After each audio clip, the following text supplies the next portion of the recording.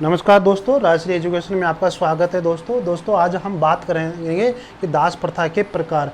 अरस्तु के अकॉर्डिंग दास प्रथा के प्रकार। अरस्तु दास प्रथा के दो प्रकार मानता है।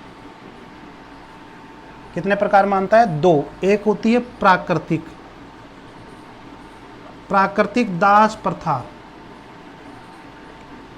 दास प्रथा इसे हम स्वाभाविक भी कह सकते हैं, स्वाभाविक दास प्रथा। दूसरी होती है वैधानिक दास प्रथा। देखते हैं कि ये दोनों क्या होती है, प्राकृतिक दास प्रथा और वैधानिक दास प्रथा अरस्तु के अकॉर्डिंग क्या होती है। प्राकृतिक दास प्रथा के बारे में बोलता है कि अरस्तु कि जिन व्यक्तियों के अंदर कौशल नहीं होता है, बुद्धि नहीं होती है, बुद्धिहीन होते हैं, विवेकशील नहीं होते हैं, अज्ञानी होते हैं, सद्गुणी नहीं होते, ऐसे लोगों को वह किसमें शामिल करता है? स्वाभाविक अर्थात प्राकृतिक दासता के अंदर। ऐसे लोगों को प्राकृतिक दासता के अंदर शामिल करता है। दोस्तों तो ध्यान दो, मंद बुद्धि,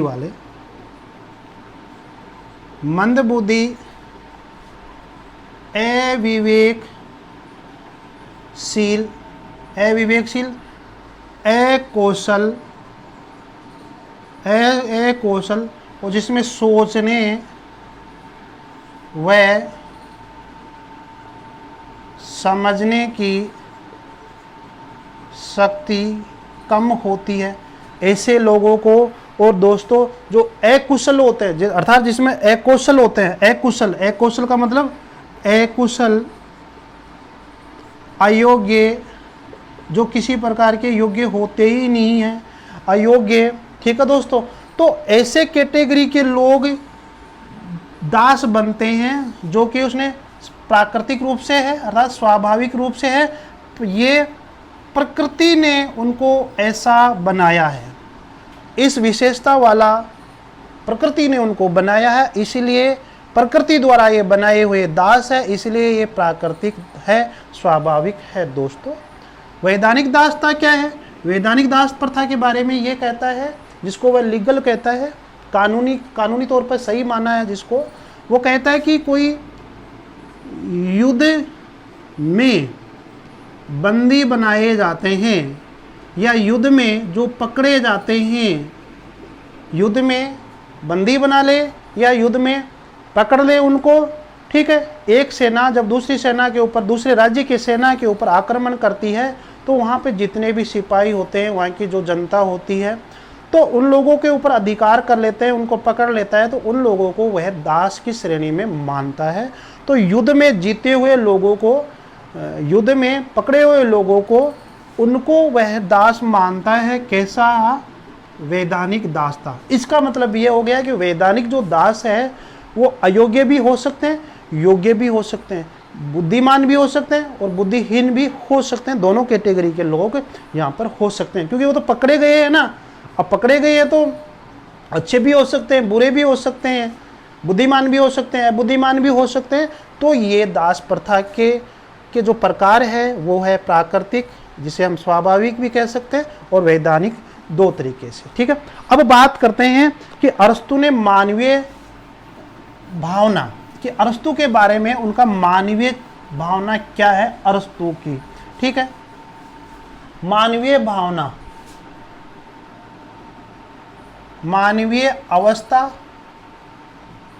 या भावना, या हम कह सकते हैं दृष्टिकोण, कि दासों के प्रति अरस्तु का व्यवहार कैसा है, सोच कैसा है। देखो, अरस्तु दासों को उचित मानता है, उचित माना और नैतिक भी माना है। दास प्रथा को उचित भी माना, नैतिक माना। लेकिन दोस्तों उचित माना, नैतिक माना, इसके साथ वह मानवीय व्यवहार भी अच्छा मानता है, कि स्वामी को क्या करना चाहिए? स्वामी को दास की नैतिकता व भौतिकता दोनों ही आवश्यकता को पूरा करना चाहिए, आवश्यकता को क्या करना चाहिए, पूरा करना चाहिए दोस्तों। तो यहाँ पर हम ये कह सकते हैं कि स्वामी जो होता है वो अपने दासों के प्रति प्रेम करे, अच्छा व्यवहार करे, और दासों की जो आवश्यकताएं होती है, अर्थात दास जो होते हैं वो स्वामी के लिए कमा कर देते हैं, स्वामी को अवकाश प्रदान करते हैं। तो स्वामी का भी ये कर्तव्य है कि वह उनकी आवश्यकताओं को पूरा करे, उनकी नैतिकता, उनकी भौतिकता, उनको जो कुछ आवश्यकता है वह पूरी करे दोस्तों। ठीक है। मानवीय भावना, और मानवीय भावना क्या है? अरस्तु ये कहता है यदि कोई दास होता है, यदि कोई दास स्वामी के पास रहता है और स्वामी के पास रहता है और स्वामी के पास रहकर वह विवेकशील बन जाए, यदि विवेकशील बन जाता है तो उसे दासता से मुक्त कर देना चाहिए। उसको क्या कर देना चाहिए? दासता से मुक्त कर देना चाहिए, अर्थात वह अब स्वामी की कैटेगरी में आ गया है दोस्तों, तो उससे दासता से मुक्त कर देना चाहिए दोस्तों। और आगे बात करते हैं कि क्या अरस्तु ये कहता है कि जो एक कोई दास बन गया और दास का बेटा जो संतान हो गई, दास का जो बेटा है, क्या बेटा दास बन सकता है? दास का बेटा तो दास बनना चाहिए ना दोस्तों। अरस्तु ये कहता है कि जो दास का बेटा, दास क्या है? दास अकुशल है, अकुशल है, अयोग्य है दोस्तों। लेकिन दास का बेटा यदि कुशल रहता है, उसमें किसी प्रकार का कौशल है, उसमें किसी प्रकार का ज्ञान है या विवेक है, तो दास के बेटे को दास नहीं बनाना चाहिए। ठीक है। और दास नहीं बनाना चाहिए ये बात, यदि दास का बेटा अयोग्य है, विवेकशील नहीं है, वह भी मूर्ख है, तो उसको दास बनाना चाहिए, अन्यथा अदरवाइज मतलब दास नहीं बनाना चाहिए। इसका मतलब ये होगा कि दास का बेटा दास बन भी सकता है और नहीं भी बन सकता है। किस स्थिति में बनेगा? जब वह अयोग्य होगा, अज्ञानी होगा, विवेकशील नहीं होगा दोस्तों, तब। ठीक है। जब मूर्ख होगा तब तो वो दास बनेगा। ठीक है। जब ज्ञानी होगा तो वो स्वामी की श्रेणी में आएगा दोस्तों, उसको स्वतंत्र रखा जाएगा। तो ये बात कह रहा है कौन? अरस्तु। ठीक है दोस्तों, ये कुछ विचार है अरस्तु के।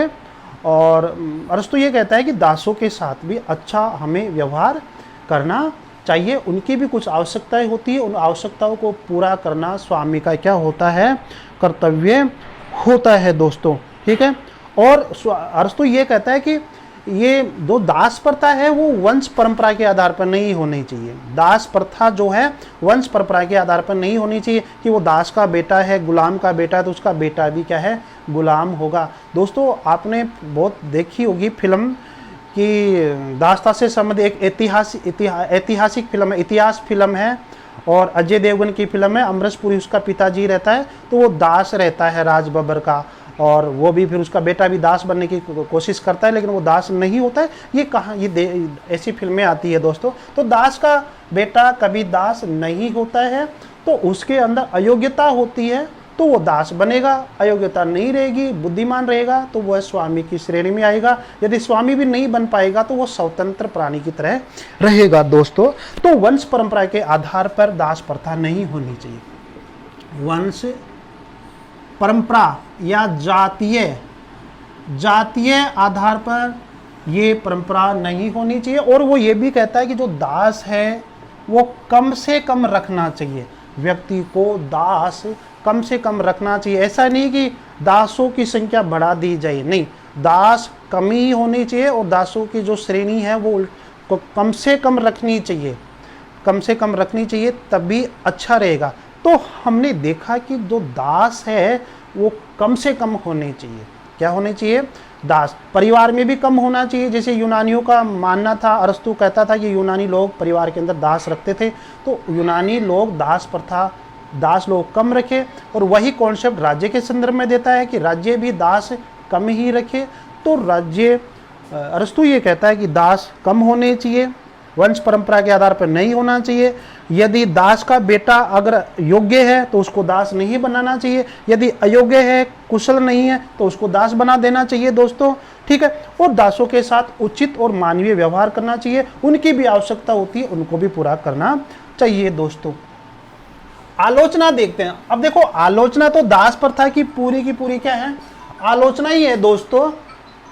तो आगे बात करते हैं कि दास प्रथा की आलोचना, और आलोचना में देखी जाए तो मुख्य रूप से मैक्सी ने क्या कहा था, मैक्सी की आलोचना याद रखना दोस्तों, मुख्य रूप से कंपटीशन के हिसाब से यही है। और हम सब जानते हैं कि दास प्रथा क्या है कि अमनोवैज्ञानिक है दोस्तों। तो अमनोवैज्ञानिक क्यों है, क्या वो मनोविज्ञान के अकॉर्डिंग दास प्रथा है? क्या प्रकृति ने किसी को दास बनाया है? प्रकृति ने तो सबको समान बनाया है दोस्तों। तो क्या वह हर लोग, हर व्यक्ति के अंदर सोचने समझने की जो होता है, दिमाग होता है, वो भी अलग अलग होता है, वो मतलब उनकी प्रकृति के अकॉर्डिंग होता है। तो मैं कहने का मतलब ये है कि दास प्रथा वैज्ञानिक नहीं है, अमनोवैज्ञानिक है दोस्तों। अव्यवहारिक भी है, अव्यवहारिक है, अमनोवैज्ञानिक है, असामाजिक है। क्या आज के सामाजिक व्यवस्था के अंदर ऐसा है? हालांकि पुराने ज़माने के अंदर ऐसा हुआ करता था, तो उन लोगों की सोच समझ ही ऐसी थी। तो आज के प्रासंगिक जीवन में देखा जाए तो जो दास प्रथा है वह नहीं होनी चाहिए। ये असामाजिक है, अव्यवहारिक है, अमनोवैज्ञानिक है, और प्रकृति ने कभी किसी को दास नहीं बनाया। ये लोगों ने अपनी आवश्यकता के अकॉर्डिंग लोगों ने दास प्रथा को रूप दे दिया दोस्तों। क्या अब अरस्तु तो ये भी कहता है कि यूनानी लोग दास प्रथा, दास नहीं बन सकते, दास नहीं बन सकते। एक तरफ अरस्तु ये कहता है कि जो युद्ध में जीत लिए जाते हैं वह दास होंगे।